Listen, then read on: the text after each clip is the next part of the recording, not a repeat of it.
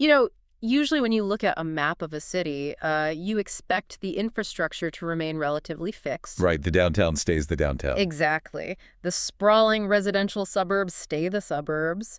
You rely on that fixed geography to navigate your daily life.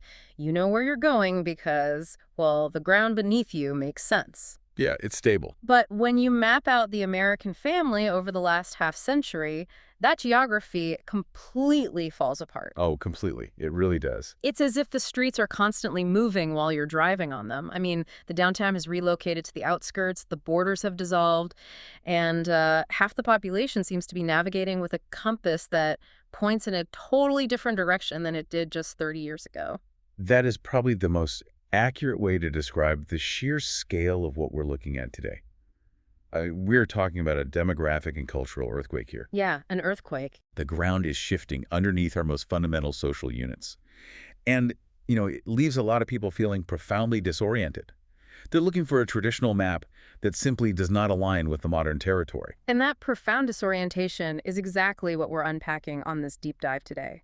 We're tackling a massive, complex question that seems to be sitting at the center of, well, basically every cultural debate right now. Which is the American family in a state of terminal decline, or is it simply evolving into a completely new kind of structure? Right. And to help you navigate this, we are pulling together decades of sociological data. We're cross-referencing a fierce foundational academic debate from the 1990s between sociologists David Popenoe and Judith Stacey. Oh, that debate is intense. It really is. Plus, we're layering in Andrew Cherlin's fascinating research on how the very definition of marriage has transformed. And we'll be grounding all of this in the present moment with contemporary demographic lectures from Dr. Elise Noman. Exactly, because the goal here is to step entirely outside the usual noise. Whenever the topic of the family comes up in public discourse, it's almost immediately swallowed by cultural nostalgia. Intense political posturing. Yes, exactly.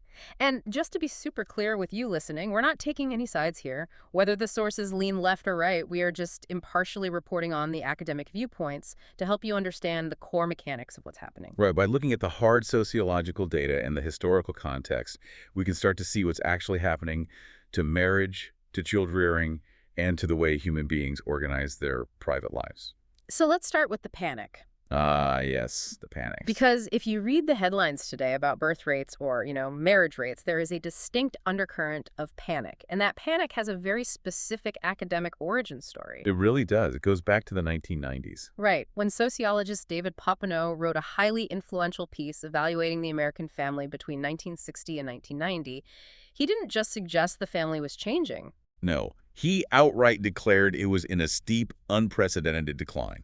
But to understand his alarm, we have to understand what he actually considered a family in the first place, right? He wasn't using a loose poetic definition. Far from it, actually.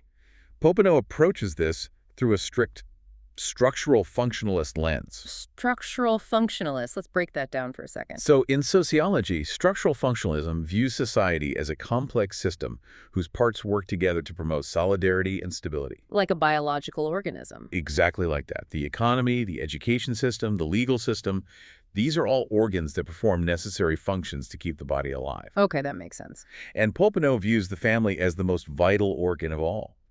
So his definition of a family is incredibly specific. He says it's a domestic group of kin, or people in a kin-like relationship, that consists of at least one adult and one dependent person. Wait, let me pause you there. One adult and one dependent person. Yeah. Does that mean a married couple living together who either choose not to have children or maybe cannot have children wouldn't fit his definition of a functional family unit? In the context of his macro-sociological framework, yes, they fall outside the core definition. Wow. Popenoe's entire thesis hinges on the concept of dependency. He argues that the historical fundamental function of the family, like the reason the institution exists in a society at all, is tied to dependence. Okay, I want to dig into that because I think we take our modern separation of work and home for granted. Oh, absolutely. We really do. If you go back to a pre-industrial agrarian society, the family wasn't just a place you came back to after a long day at the office. The family was the office. The family was the office, the schoolhouse, the hospital, and the church. Right. If you lived on a farm in 1850, you didn't commute, the household was a central unit of production.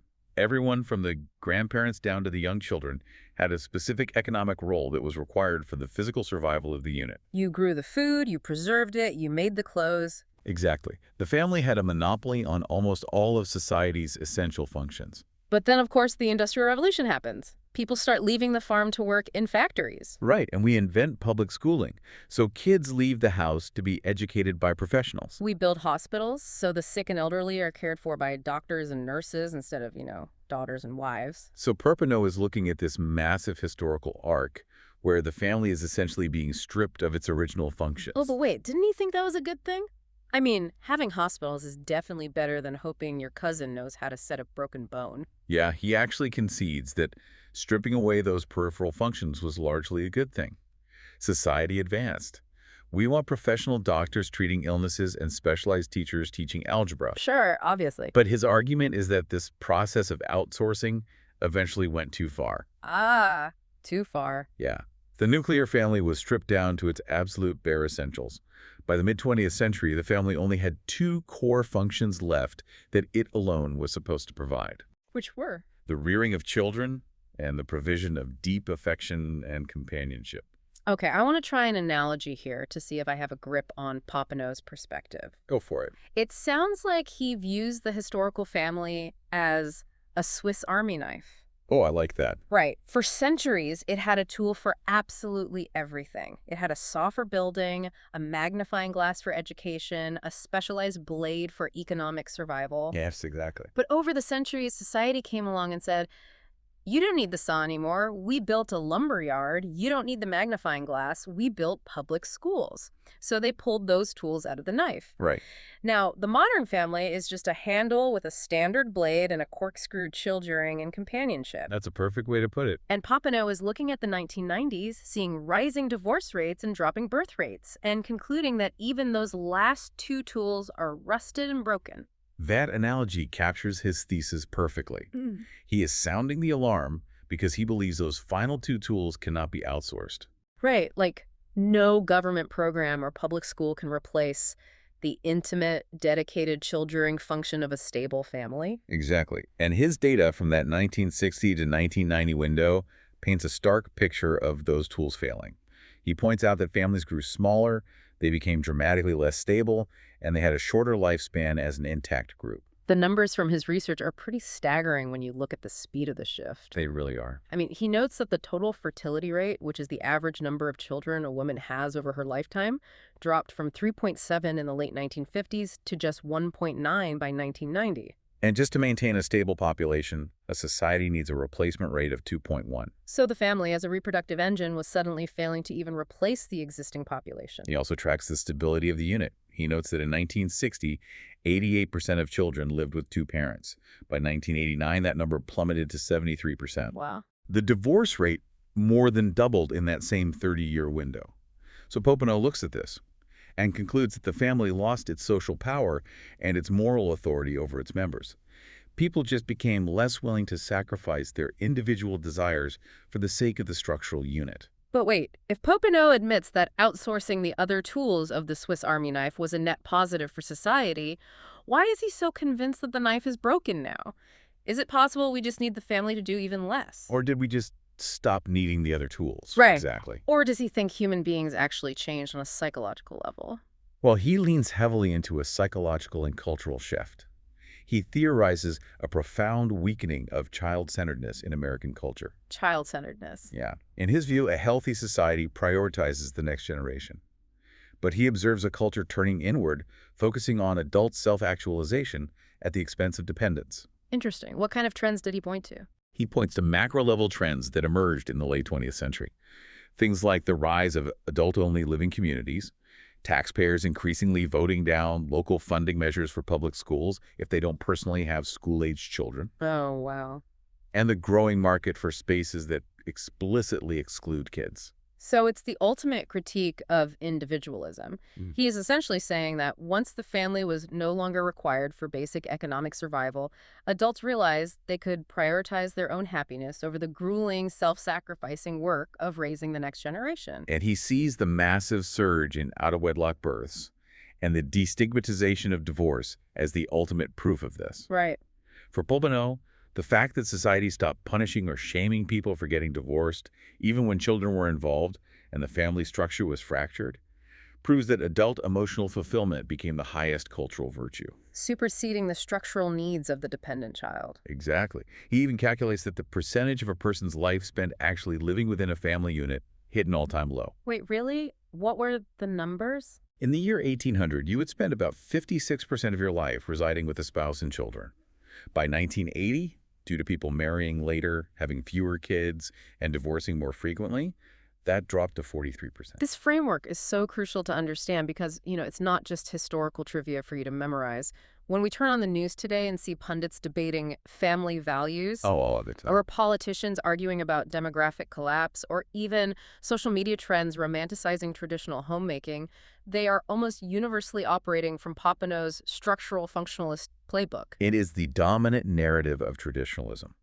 The premise that the family is a failing mechanism that needs to be restored to its former glory is the bedrock of so much modern policy debate. But in academia, it did not go unchallenged, did it? Oh, not at all. In fact, it provoked one of the most blistering rebuttals in modern sociology. If David Popenoe looks at the changing family and sees a tragedy of moral decay, Judith Stacey looks at his exact same data set and sees the dismantling of an oppressive ideological trap. Yes.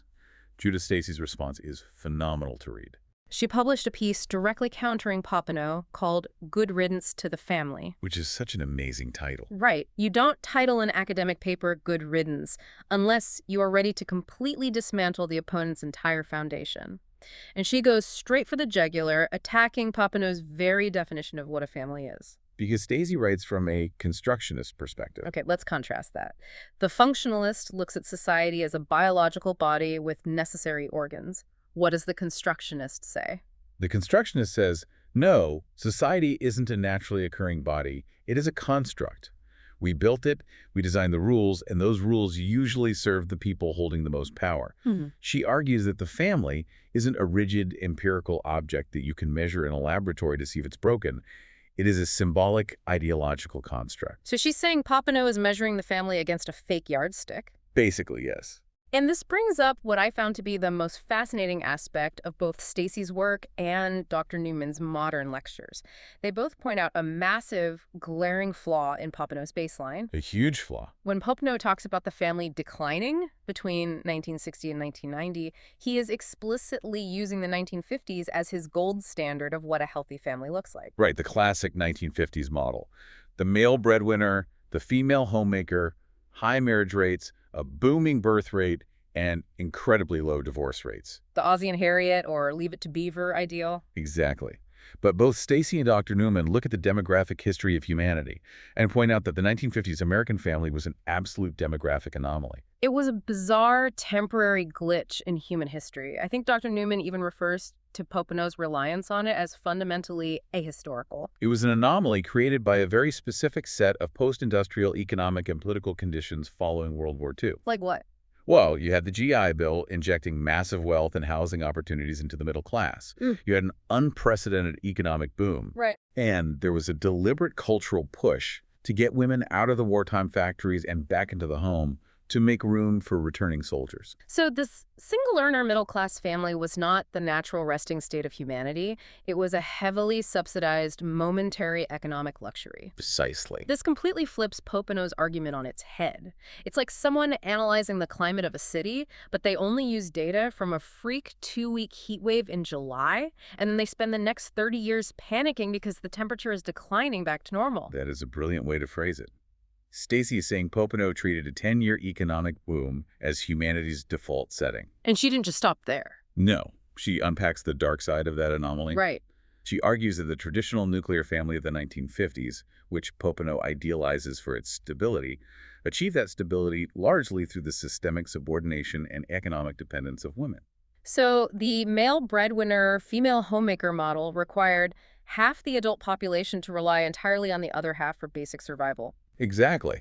So when Popenoe points to the low divorce rate of the 1950s as proof of strong familial bonds and high moral character, Stacey looks at that same low divorce rate and sees a hostage situation. that is exactly her argument.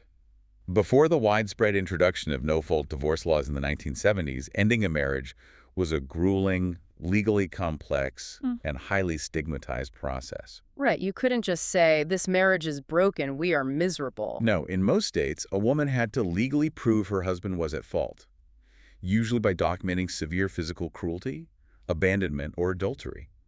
It required engaging in a combative legal battle just to earn the right to leave. I read that in places like New York, before no-fault divorce, there was an entire underground industry of hiring fake mistresses and photographers to stage hotel room encounters. Oh, wow, really? Yeah, just so couples could manufacture the legal grounds of adultery required to get a judge to grant a divorce. That is how trapped people were by the institution. That's wild. And beyond the legal trap, there was the economic trap. Right, because if a woman had been out of the workforce for 15 years acting as a homemaker, She had no independent credit, no recent work history, and very few well-paying career paths open to her. Divorce meant almost guaranteed poverty. wow. So Stacey poses a devastating question to the functionalists. If an institution is only stable because one of the parties literally cannot afford to escape it, can we honestly call that a successful institution? It is such a brilliant reframing because suddenly the skyrocketing divorce rate of the 1970s doesn't look like an epidemic of adult selfishness. No, not at It all. looks like the immediate, messy aftermath of half the population suddenly gaining the legal and economic keys to the exit door. And Dr. Nguyen maps out this socio-historical shift beautifully. The 1960s and 70s brought an intersection of monumental changes. Right, you had the legal shift of no-fault divorce. You had the pharmacological revolution of widespread access to contraception, which finally separated sexual intimacy from compulsory reproduction. Which gave women control over their own life timelines. Exactly. And you had this slow, grinding opening of the professional workforce. Dr. Newman points out that seeing a female university professor or a female corporate executive in the early 1960s was incredibly rare. But by the late 1970s, it was becoming an achievable reality. Women could finally survive outside of marriage. So Stacey looks at the decline of the 1950s model and says, good riddance. Good riddance indeed. She argues that what Popenoe views as a tragic loss of function is actually necessary progress toward a more diverse, equitable set of family arrangements. She calls this the postmodern family condition, right? Yes, where people are free to construct families that actually suit their needs, rather than contorting themselves to fit a rigid state-sponsored mold. And when we look at contemporary behavior through this constructionist lens, so much of modern life makes sense. It really does. Take the current trend of millennials and Generation Z delaying marriage and childbirth. Right. A strict functionalist might view this as the ultimate manifestation of the selfish me generation. But Dr. Newman's analysis suggests the exact opposite. Really? How so? Young people today are delaying having children precisely because they recognize the immense responsibility it entails. They are trying to achieve educational and economic stability in a profoundly unstable, gig economy world before bringing dependence into it. That totally makes sense. It takes so much longer to build the necessary infrastructure for a family today. Well, much longer. You can't just graduate high school, walk into a factory, and earn a wage that buys a 3-bedroom house and supports a spouse and 3 kids. Not anymore. Young people are spending their 20s juggling massive student loan debt, multiple part-time jobs, and soaring housing costs. Delaying children isn't a rejection of the family. It is a defensive economic strategy. Right, to ensure that when they do start a family, it won't collapse under financial pressure. Which brings us to the harsh reality of what happens when these modern couples actually do form families under our current economic system. Yes, the reality is complicated. Because if we understand the academic debate over what a family is supposed to be, we now need to examine the actual day-to-day operational reality of how families are surviving right now. Because the 1950s model may be dead, but its ghost is still haunting the modern household. And that ghost is incredibly exhausting. Dr. Newman spends a significant amount of time in her lectures discussing a concept that explains so much of the chronic burnout we see in modern parents. It's a concept popularized by sociologist Arlie Hochschild called the second shift. The second shift. This is huge. It's perhaps the most vital metric for understanding modern marital friction. We established that the single-earner household is largely a relic of the past. Right. Due to decades of wage stagnation, rampant inflation, and the exponential rise in the cost of housing and healthcare, the modern American family almost universally requires dual incomes just to maintain a baseline middle-class existence. Exactly. Both partners are out in the paid labor market, working 40 hours a week, dealing with commutes, bosses, and professional stress. That is their first shift. But the work of maintaining a family didn't disappear just because both adults went to the office. Oh, of course not. When they come home at 6:00 p.m., there is an entire mountain of unpaid domestic labor waiting for them. Cooking meals, doing laundry, managing finances, helping kids with homework, scheduling pediatrician appointments, and increasingly, caring for aging parents. That is the second shift. That is the second shift. And the sociological data has consistently shown for decades that women are disproportionately carrying the burden of this unpaid labor. So the feminist movement successfully secured women the right to enter the workforce and earn their own money. But society didn't simultaneously secure them relief from the domestic sphere. No, they just ended up with 2 full-time jobs. Wow. It is a phenomenon sociologists refer to as structural lag. Structural lag. What does that mean exactly? It means we have an economy that requires 2024 behavior, both partners working relentlessly to generate income, but we have a domestic culture that still enforces 1954 expectations. The structural reality changed faster than the cultural mindset. Exactly. Men are still broadly socialized to view their primary contribution as economic, viewing domestic work as helping out, rather than an equal obligation. Right. Meanwhile, women are socialized to internalize the state of the home and the well-being of the children as their primary moral reflection, regardless of how much money they bring in. This creates such an impossible paradox. I look at Popenoe, who implies that women entering the workforce destabilize the family by leaving the child-rearing function unattended. Right. But then you look at Stacey and Hochschild, who point out that women didn't just casually decide to abandon the home for fun. The modern economy demanded their labor. It wasn't a choice. So here's my question. If a family requires 2 incomes just to keep a roof over their heads, but the societal expectation is still that the house should run with the efficiency of a full-time homemaker, isn't that family mathematically destined to fail? Well, the math of time and energy is entirely broken.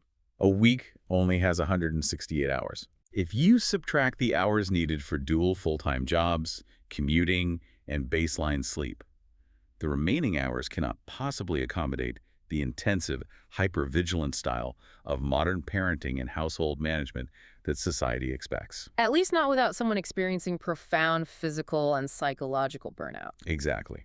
And that burnout breeds deep resentment, which destabilizes the marriage. I would even argue that innovations like remote work or the gig economy haven't actually solved this. They just blurred the boundaries. Oh, completely. Yeah. Now, the first shift and the second shift are happening simultaneously. Yeah, you're answering a corporate email while stirring a pot of pasta and making sure a toddler doesn't climb the bookcase. Yeah. The mental load never turns off. The mental load is a crucial component of the second shift. Let's talk about that.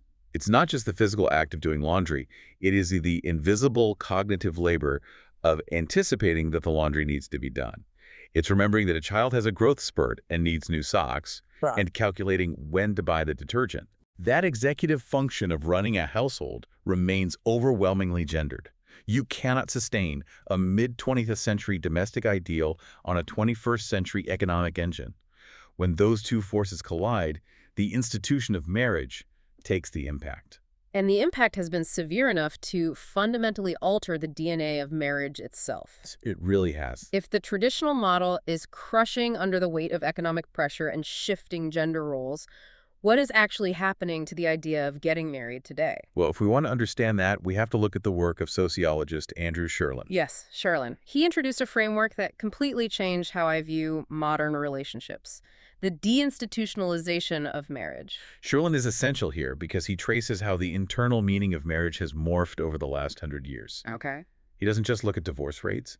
He looks at why people get married in the first place and how they judge whether their marriage is successful. And he breaks this evolution down into 3 distinct historical phases. Walk us through these phases, because understanding this transition is like finding the decoder ring for modern dating and relationship dynamics. Okay, so the first phase, which dominated the 19th and early 20th centuries, is what Cherlin calls institutional marriage. Institutional marriage, okay. In this era, marriage was held together by external forces, strict laws, rigid religious traditions, and heavily enforced gender roles. So the internal emotional state of the couple was secondary. Completely secondary. You didn't marry primarily because you found a soulmate who perfectly understood your emotional nuances. Yeah. You married because it was a social obligation, an economic necessity, and the only socially acceptable environment in which to have sex and raise children. It was a survival mechanism. If you were a farmer in 1890, you needed a wife to manage the domestic production, and she needed a husband to manage the agricultural production. Right. Whether or not you had deeply fulfilling conversations by the fire was irrelevant to the success of the marriage. Success was defined by survival and respectability. Exactly. The institution itself was bigger than the individuals inside it. Right. But as the 20th century progressed, as industrialization created a more comfortable middle class and survival became less precarious, we moved into the second phase, the companionate marriage. Which peaked in the 1950s, right? Yes. Okay, so this is where the psychological expectations start to shift. Yeah. The rigid gender roles of the male breadwinner and female homemaker remained firmly intact, but the emotional criteria changed. Spouses were now expected to be companions, friends, and lovers. So the focus was on building a family together and playing those specific roles well, but with a new emphasis on mutual affection. Exactly. Success was defined by how well you functioned as a team and how pleasant the domestic environment was. But the evolution didn't stop there. No, it didn't. As the cultural revolutions of the 1960s and 70s hit, driven by everything we discussed earlier, with no-fault divorce, women's workforce participation, and the rise of secular individualism, Cherlin argues we entered the third and current phase. The individualized marriage. Yes. This is a radical departure from the past. How so? Well, in an individualized marriage, the institution is judged almost entirely by the metric of personal self-development and internal emotional rewards. Ah. The external pressures of religion, law, and community survival have largely fallen away. Today, people evaluate their marriage by asking, is this relationship helping me grow as a person? Are my deepest emotional needs being met? Am I actualizing my truest self with this partner? It's a complete inversion of the institutional model. Total. Instead of asking, am I serving the marriage well by being a good provider or a good homemaker, the individual asks, is this marriage serving me well by facilitating my personal growth? Right. And if the answer is no, the cultural expectation is that you should leave, because staying in a relationship that stunts your personal growth is viewed as a failure of self-respect. This profound shift is what Cherlin means by deinstitutionalization. Exactly. The social norms that used to prop up marriage have weakened to the point of irrelevance. Marriage is no longer a mandatory stage of adult life. It has transformed from a societal necessity into an optional, highly personalized lifestyle choice. And because it is optional, alternatives have flourished. Alternatives like cohabitation. It used to be highly stigmatized to live in sin, Yeah. but now cohabiting before or instead of marriage is the statistical norm. And we also saw the monumental legal shift in 2015 with the nationwide legalization of same-sex marriage. Yes. Which fundamentally redefined who the institution was designed for, further moving it away from the old, rigid, procreation-centric model Popenoe obsessed over. But here is where Cherlin introduces his most brilliant observation. Okay, what is it? If marriage is completely optional, and you can achieve companionship, sexual intimacy, and even raise children through cohabitation, why does anyone still bother getting married? Right. Why sign the state contract? Cherlin answers this by pointing out a massive shift in when people get married in the trajectory of their lives. He argues that marriage has transitioned from being the foundation of an adult life to being the capstone. The foundation versus the capstone. I want to spend some time on this metaphor because it explains so much of the modern anxiety around settling down. It really does. Think about building a house. Historically, under the institutional and companionate models, marriage was the foundation. It was the very first thing you poured. Yes, you got married at 19 or 20 years old when you had nothing. No money, no career, no property. You laid the foundation of marriage first, and then together you built the house of your life on top of it. You struggled through early career jobs together. You saved your first dollars together. But under the individualized model, marriage is no longer the foundation. It is the capstone. Yes. For anyone who doesn't know architecture, the capstone is the final ornamental stone you place at the very top of a structure. You only lay the capstone after the entire building is complete and stable. Exactly. Cherlin is saying that today, young adults feel an immense pressure to completely build their independent lives first. They feel they must finish their advanced education, establish a lucrative career track, pay down their debt, buy a house, and achieve complete psychological maturity. Right. And only then, once the entire house is built, do they view themselves as ready to place the prestigious capstone of a wedding on top. So it has become a status A symbol. huge status symbol, Yeah. a marker of having successfully navigated the transition to adulthood, rather than the vehicle through which you make that transition. This perfectly explains why the median age of first marriage has skyrocketed over the last few decades. Exactly. People are delaying marriage not because they hate the institution, but because the capstone requires an enormous amount of prerequisite economic and personal capital to achieve. But wait, I still have to push back on the core motivation. Go ahead. Even if it is a capstone, why go through the legal hassle? If you already bought the house together and you have the stable careers, why spend $30,000 on a wedding and sign a government contract? What tangible benefit does the capstone actually provide that long-term cohabitation doesn't? That is the ultimate question of the deinstitutionalized era. And Cherlin turns to a concept borrowed from evolutionary theory and economics to answer it. Enforceable trust. Enforceable trust. How does that work in a relationship? Think of it as a mechanism for reducing risk. Even in an era where divorce is accessible, ending a marriage is significantly more difficult, expensive, and socially messy than ending a cohabiting relationship. Oh, sure. When you marry, you make a public vow, usually witnessed by your family, your community, and the legal state. That public commitment creates friction against leaving. It establishes enforceable trust. So it essentially signals to your partner, I am raising the cost of my own exit. Exactly. I see. It's not that divorce is impossible, it's that it requires lawyers, asset division, and public awkwardness. Whereas untangling a cohabitation might just require renting a U-Haul on a Saturday afternoon and taking your name off a lease. Precisely. And because that risk of sudden abandonment is artificially lowered by the friction of marriage, couples feel much safer making massive, vulnerable, long-term investments. Right. If you are going to merge your retirement accounts, buy a 30-year mortgage, or most importantly, have a child, which requires decades of intensive shared labor and financial sacrifice, you want the strongest possible insurance policy that your partner isn't going to vanish overnight. Yes, cohabitation offers a private, day-to-day commitment. Marriage offers a structural, legally binding commitment that protects long-term, high-stakes investments. That makes total sense. It's a pragmatic calculation as much as a romantic one. Absolutely. So we spend a lot of time mapping out the massive academic theories, Popenoe's structural decline, Stacey's constructionist evolution, the grueling reality of the second shift, and Cherlin's transition to the individualized capstone marriage. We covered a lot of ground. Now, I want to see the receipts. Let's look at how all of these conflicting theories are actually playing out in the raw contemporary data. Right, the numbers. For this, we turn back to Dr. Elise Newman's demographic lectures from 2024 to see exactly where the numbers sit today, specifically looking at class, race, and the massive socio-historical shockwave of the COVID-19 pandemic. Let's begin with the reproduction rates, because those numbers are often used to validate the decline narrative. Dr. Newman highlights that as of 2024, the United States reproduction rate sits at 1.786. Which is well below the 2.1 replacement level we discussed earlier. The population is structurally shrinking from within. Yes. And when sociologists drill down into that number, they find a fascinating inverse relationship with education. Higher educational attainment strongly correlates with lower reproduction rates. Okay, why is that? Well, as women in particular spend more years in higher education, securing bachelor's and master's degrees, which is required to survive the modern economy, they naturally delay childbearing. Right. By the time they have achieved the stability required to place the capstone, their biological window for having multiple children is much smaller.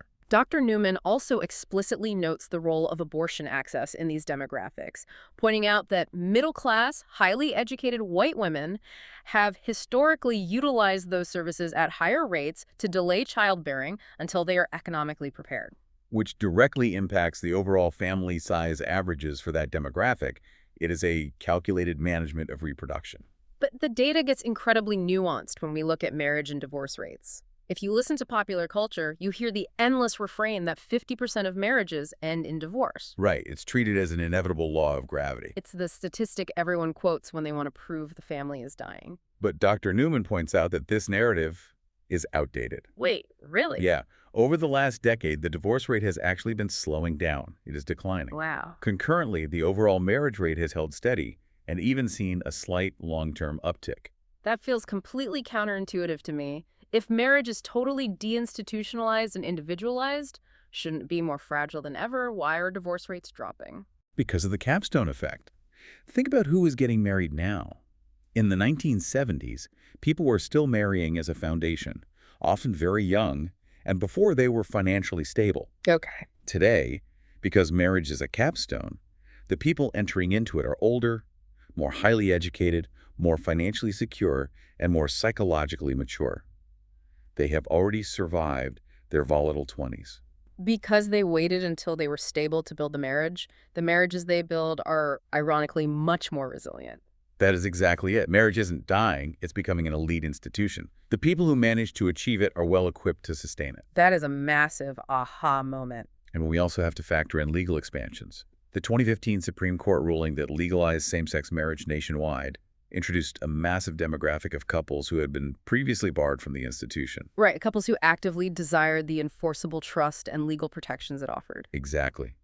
That injection of new participants created a notable uptick in the overall stability of the institution. Then we must consider the wild card of the century, the COVID-19 pandemic. Oh, absolutely. A global lockdown is the ultimate pressure test for any sociological theory. Dr. Newman examines the data from the pandemic and reveals a fascinating generational split. During the height of the lockdowns, older populations actually saw a spike in divorce, while younger populations saw an increase in marriage rates. Let's unpack the mechanisms behind that because it perfectly illustrates Cherlin's theories. Okay. For older couples who are deeply entrenched in the individualized marriage model, being locked in a house together, 247 for a year, acted as an extreme magnifying glass. Right. Because if you evaluate your marriage entirely on the basis of personal fulfillment and emotional growth, and suddenly you are trapped in a high-stress quarantine where personal space is eliminated. The flaws in that relationship become unbearable. The individualized needs were suddenly violently unmet, accelerating the path to divorce. But for younger couples, the pandemic triggered the opposite reaction. Completely opposite. When facing a terrifying, unprecedented global health crisis, mass layoffs, and total societal instability, the purely individualized lifestyle suddenly felt incredibly exposed. They didn't want absolute freedom anymore. They wanted a bunker. Yes, the desire for enforceable trust, Yeah. for a legally and socially bound partner who wouldn't abandon them in a crisis, drove them to accelerate their plans and lock in the capstone. It proves that the human need for structural security hasn't vanished. It just lies dormant until a crisis activates it. Right. And speaking of the struggle for security, we absolutely must discuss how class and income dictate access to this new capstone model. Dr. Newman's data reveals what sociologists call the low-income paradox regarding marriage. This was the most heartbreaking part of the data for me. If marriage is now an elite status symbol, what happens to the populations that are economically locked out? Well, you might assume that because marriage rates are lower in low-income communities, those communities simply don't value the institution or have adopted a more progressive anti-marriage stance. But ethnographic studies, heavily cited by Cherlin and Newman, prove the exact opposite. Low-income individuals actually revere marriage at incredibly high rates. They view it as the ultimate symbol of prestige and success. They want to get married, but they are trapped by the logic of the capstone. Because they have absorbed the cultural message that you cannot get married until your financial house is in perfect order. Right. They feel they must reach a specific, often unattainable financial threshold before they are worthy of the institution.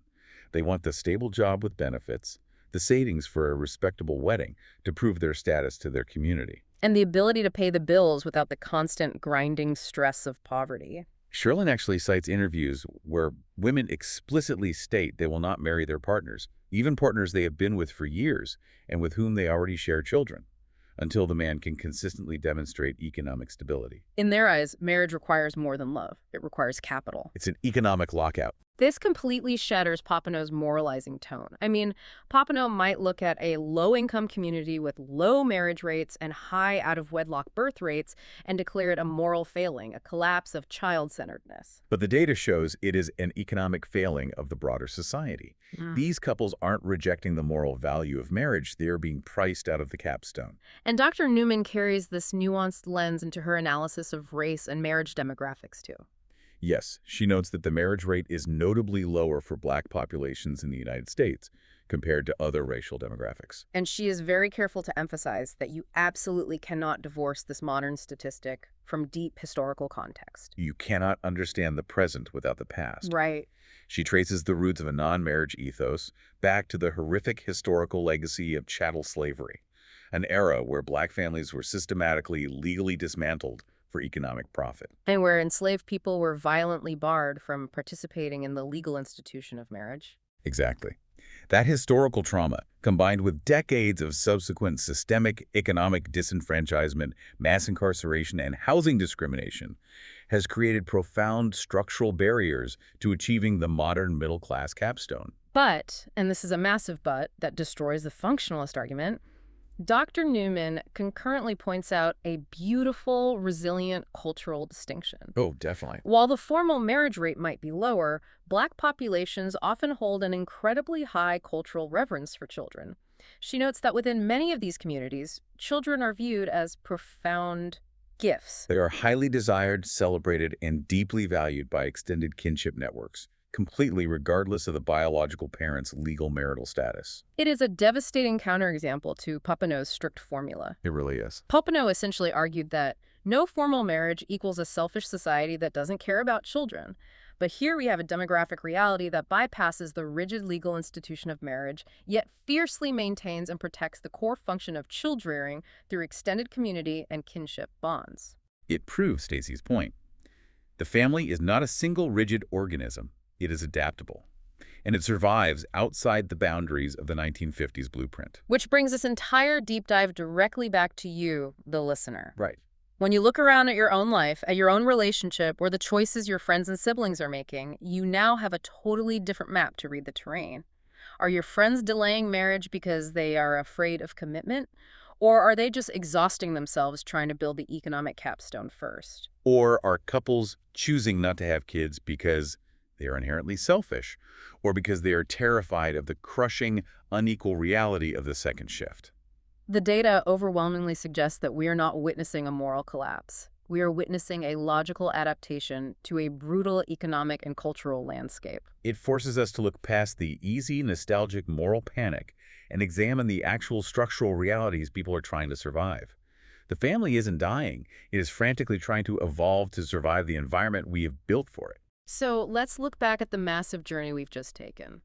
We started by exploring David Popenoe's functionalist alarm bells, understanding his fear that the traditional nuclear family has been stripped of its societal functions, leaving child-rearing and companionship vulnerable to a culture of adult selfishness. We then countered that with Judith Stacey's powerful constructionist reality check. Right, reminding us that the 1950s golden age was an economic anomaly built on the legal and financial subordination of women, and that the modern diversity of family structures is a necessary evolution.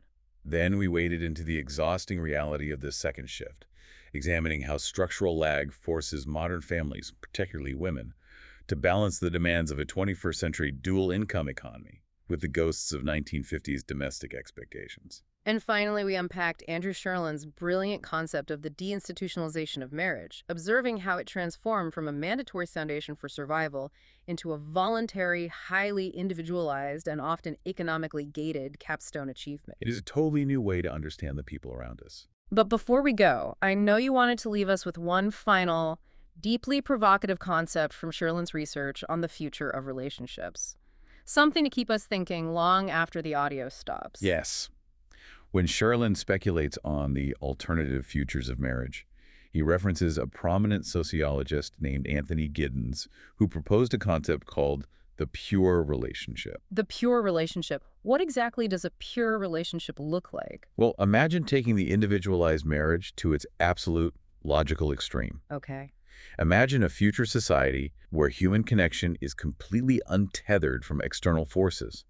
It is not bound by state laws. It is not pressured by religious community standards. It is not held together by economic necessity. And it isn't even necessarily bound by the shared project of raising children. Wow. A pure relationship is an intimate partnership that is entered into entirely, 100%, for its own sake. So there is absolutely no enforceable trust holding it together. There is no staying together for the kids or staying together because you can't afford to break the lease. None. The relationship is held together solely by the mutual, voluntary, moment-to-moment emotional satisfaction of the two individuals. Incredible. And crucially, a pure relationship lasts only as long as both parties feel perfectly, authentically fulfilled by it. The second that mutual fulfillment fades, the relationship dissolves, without stigma or structural friction. Wow. That is a radical vision. It really brings us full circle to the map analogy we started with. It really does. If the institutional family of the 1800s was a map carved deeply into stone, immovable, heavy, designed to last centuries, a society built on pure relationships is a map drawn in the sand, constantly shifting, erasing, and redrawing itself with the emotional tides of the individuals. And so, the question for you to ponder is this. If our culture eventually reaches a point where relationships exist only as long as both parties are perfectly individually fulfilled, is that the ultimate beautiful triumph of human freedom and emotional honesty? Or is it a recipe for total paralyzing societal instability, where no one ever feels secure enough to invest in the future? That is a staggering question to walk away with. Does the pursuit of pure freedom destroy the security we need to actually enjoy it? The downtown keeps moving, and we all have to figure out how to draw our own maps. Thank you for joining us on this deep dive into these incredible sources. We hope this exploration gave you the tools to better understand the shifting ground beneath your own life. We wish you well, and we'll see you on the next deep dive.